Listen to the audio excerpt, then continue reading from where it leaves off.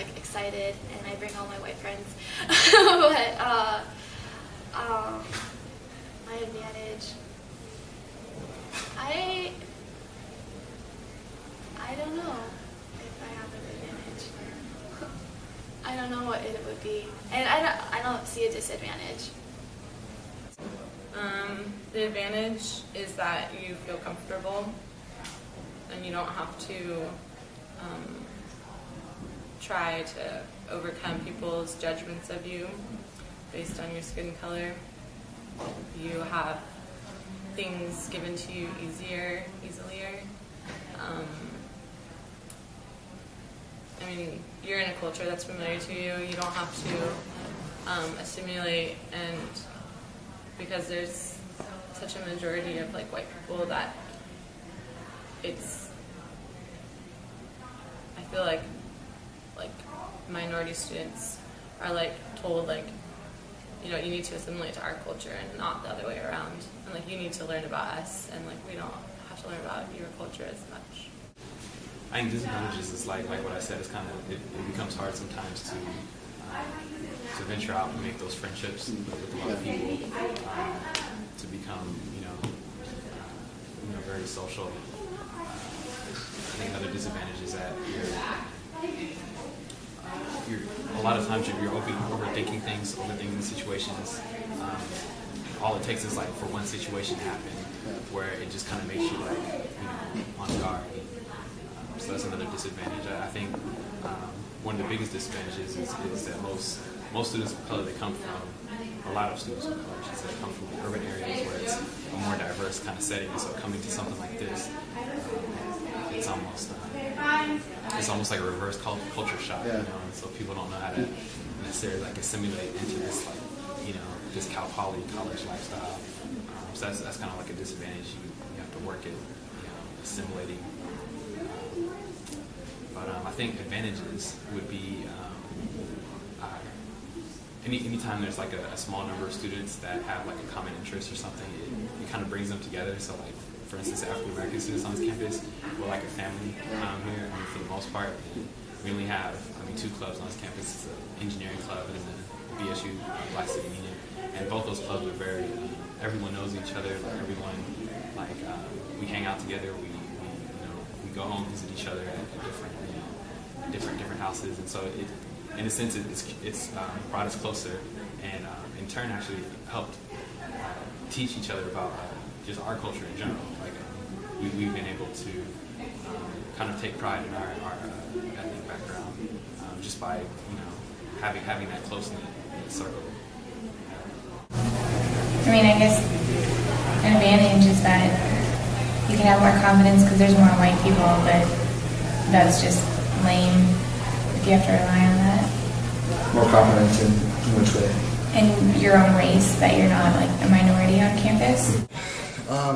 I'd say the advantage is like kind of how I was just talking about, the fact that the culture is defined by more principles that you can associate with white students. Then that's the advantage. Then you are able to understand and to kind of fit in a little bit better, just because there are more people like you. I'm not saying that it doesn't work out that students of color can interact with and integrate with the white students here on campus. I'm just saying that it makes it easier. I mean, I'm telling you also as a student of color, it's not easy being on a completely level understanding with someone who doesn't share certain perspectives you do have, especially about race, especially bringing up why does race matter, because these questions that you're asking aren't even relevant for a lot of students here, because they don't have to, that doesn't shape part of their daily lives. They haven't been brought up to thinking this was relevant for them. And in some cases, when you have a college like Cal Poly that does have more students like that, then that's an advantage, because you don't you have people who are fine accepting you for that. But I get the feeling that for students of color, it's harder to find white students that understand that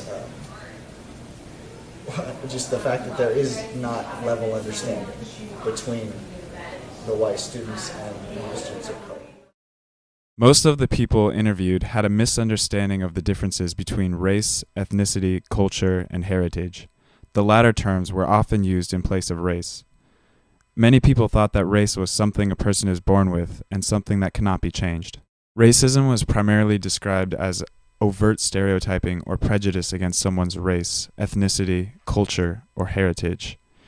Very few students thought of racism in the context of Silva and Tatum as being either colorblind, inherently systemic, or passive subtle racism.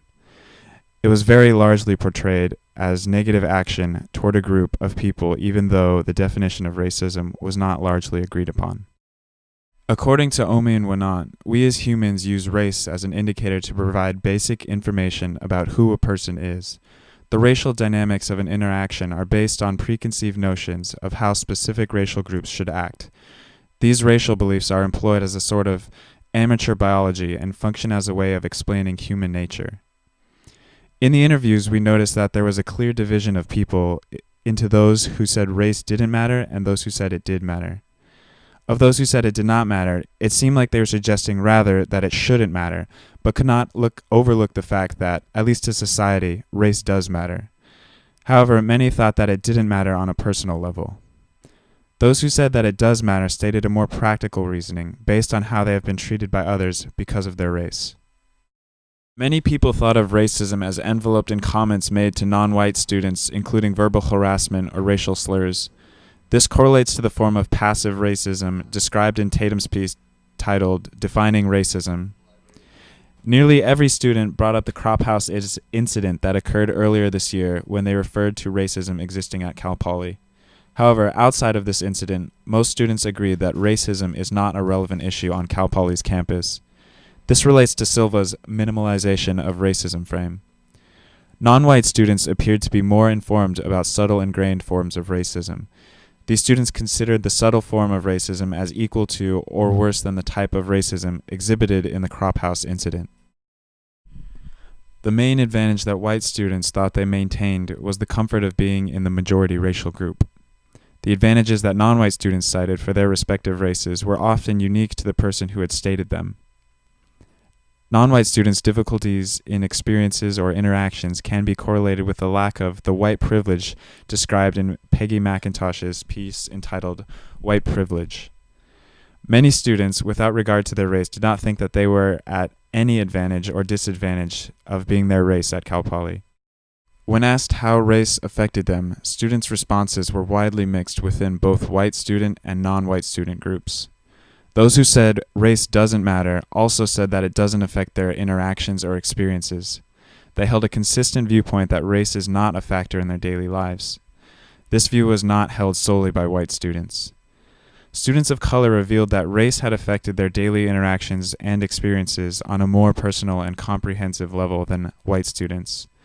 The few white students who thought race affected them had vague ideas or theoretical responses on how it did so. When asked about their experiences, we noticed that white students talked primarily about non-white students and vice versa. A few students mentioned that an advantage white students have is being part of a school system designed by people who think like them. Many minority students, they continued, have to adjust to this kind of system. This connected to the Brodkin piece on page 39 to 40 of the text that outlined how the GI Bill gave white males the ability to attend college at a highly discounted rate. One of the results of this is a public education system designed to cater to white students.